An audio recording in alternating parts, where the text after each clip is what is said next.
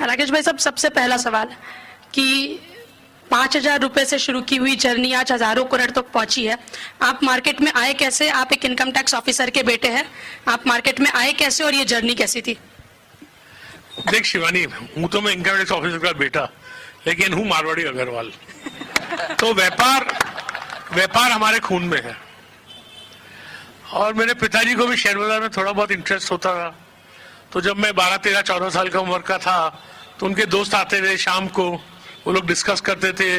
वो समय में century mills, Gujarat state fertilizer, Gwalior rayon, Tata steel, ये सब बड़ी कंपनियां फेवरेट कंपनीज थी। तो मैं हमेशा बहुत इंक्लूसिव बच्चा था। सो माय फादर, मैं अपने फादर को बहुत क्वेश्चन पूछता था, ये टाटा स्टील का भाव क्यों बढ़ गया, सेंचुरी क्यों घट गया। तो वो बोलते थे, देख तू, वो टाइम पे कोई कंप्यूटर हुआ नहीं करता था, 12 से 2 बाजार रहा करता था। हम तो पढ़ते थे, हमको भाव ये दिन का भाव नेक्स्ट डे ही मालूम पड़ता था। तो डैडी बोलते थे, देख आज पेपर पर देख ग्वालियर की खबर आई है ना, आज ग्वालियर का भाव बढ़ेगा या घटेगा, कल उसको चेक करना। तो मैं चेक करता था, फिर बैलेंस शीट पढ़ने लगा। तो उस उम्र में लोगों को बहुत इंटरेस्ट होता है, किसको पायलट बनना है, किसको गाड़ियों में इंटरेस्ट है। सब वो एज में लड़कों को सब लड़कियों में इंटरेस्ट रहता था, मेरे को शेयर बाजार में इंटरेस्ट हो गया। तो मेरे फादर बहुत डेमोक्रेटिक फादर थे। वो हमेशा ये बोलते थे कि भाई तेरे को जो करना है तू कर। ठीक है, मेरा एक बड़ा भाई था, उसको वो चार्ट अकाउंटेंट हो गया था। मेरे फादर वो प्रैक्टिस करता था, तो बोला मेरे एक बेटे को प्रैक्टिस कराना चाहता था, वो कर रहा है, अब तेरे को जो करना है वो कर। तो बीकॉम हुई, तो मैं बोला मैं तो जाता हूँ शेयर बाजार। तो बोले शेयर बाजार कल कड़का हो गया वहां पे तो क्या करेगा, कोई नौकरी भी नहीं देगा, पहले सीए कर। तो मैंने सीए किया। तो मेरे सीए हुए तो डैडी बोले, अरे तू अभी क्या करेगा? मैं बोला डैडी शेयर बाजार जाऊंगा। शेयर बाजार में क्या करेगा? मैं बोलूंगा इन्वेस्टमेंट करूंगा। तो बोले इन्वेस्ट करेगा तो ठीक है, लेकिन पैसा कहाँ है? मेरे सामने ऐसे नहीं करना, मैं ऐसे कर दूंगा। आप समझे ना। लेकिन उन्होंने कहा कि देख मेरे पास बंबई में घर है, कुछ भी हुआ तो तू रह सकता है, तू पढ़ा लिखा चार्टेड अकाउंटेंट है, आप समझे ना, तो तेरे को नौकरी मिल जाएगी और बॉम्बे में घर रहे और नौकरी रहे तो कोई तकलीफ नहीं है। बोले देख, never forget your word is your bond, never forget your word is your bond, be fearless, right, and may God bless you for he is the only blesser. But one thing forget it, don't forget in life, you have my blessings but not any money from me. मेरी mummy ने बोला, हम तो Marwari conservative family के थे, mummy ने बोला तू शेयर बाजार जाएगा तो उसे शादी कौन करेगा?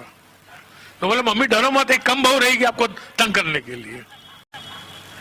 फिर वो 5,000 रुपए लेके मैं तो गया शेयर बाजार, पापा मम्मी के साथ रहता था, शादी हुई नहीं थी, घर का खर्चा पापा मम्मी चलाते थे।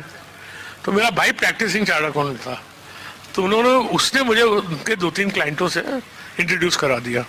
तो मैंने उनको कन्विंस कर दिया, उस जमाने में ब्याज 12-13 टका मिलता था। मैं बोला मैं 18 टका ब्याज दूंगा, मैं आप मुझे पैसा दीजिए। तो पहले एक लेडी ने दिया, वो बोले सिक्योरिटी में, बोला सिक्योरिटी में तो मैं हूं, मेरे पास और कुछ नहीं है। तो बोली ठीक है मैं तुम्हें 2.5 लाख रुपया दूंगा, पहले 1.25 लाख रुपया ले, उसके शेयर ले, वो शेयर मुझे सिक्योरिटी में दे, फिर 1.25 लाख और दे। तो मैंने वैसे चालू किया। फिर एक ब्रदर के क्लाइंट ने 10 लाख रुपया दिया, और आप बिलीव नहीं करेंगे 1985 की बात है, मैंने एक साल में वो 12.5 लाख रुपए से करीब 30 लाख रुपए कमाए, और वो जमाने में 4 लाख रुपए टैक्स भरा।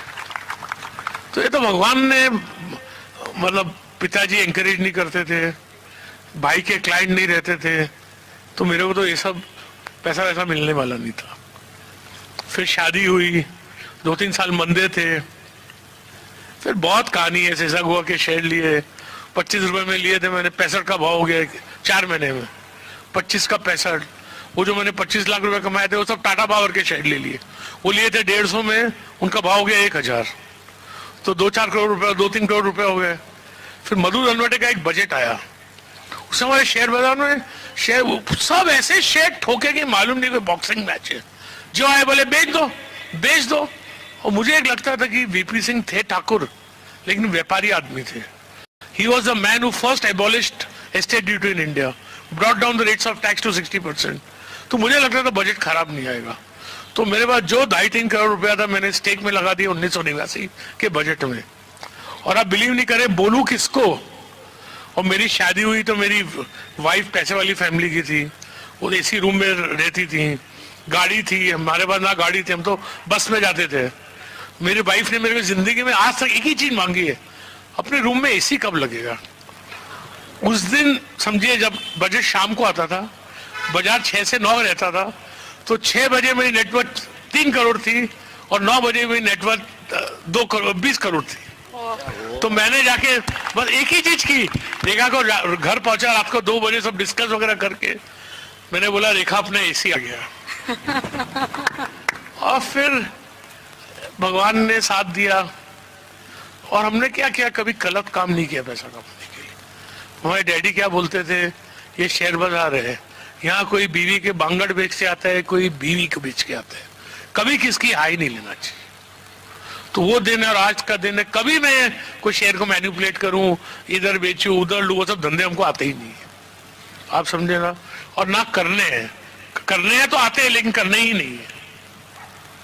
तो भगवान ने आज भगवान के बहुत शुक्र क्या बोल सकते हैं कि I have far lesser well than people think, but far far far far far more than I need, because wealth also has a purpose.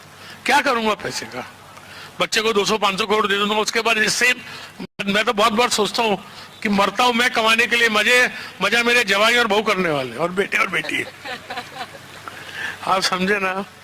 तो खुश हूं, करता वो हूं जो मैं चाहता हूं।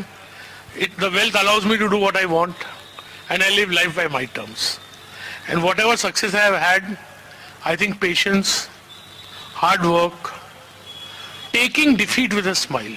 मुझे बहुत बार नुकसान हुआ है जिंदगी में, बहुत बार सेटबैक लगा है, मैंने बहुत बार शेयर बेचे पैसा नुकसान ही भरने के लिए, लेकिन एक बार हो गया। See never be afraid to make a mistake, only make one you can afford so that you may live to make another one, because if you are afraid to make a mistake you cannot take any decision in life.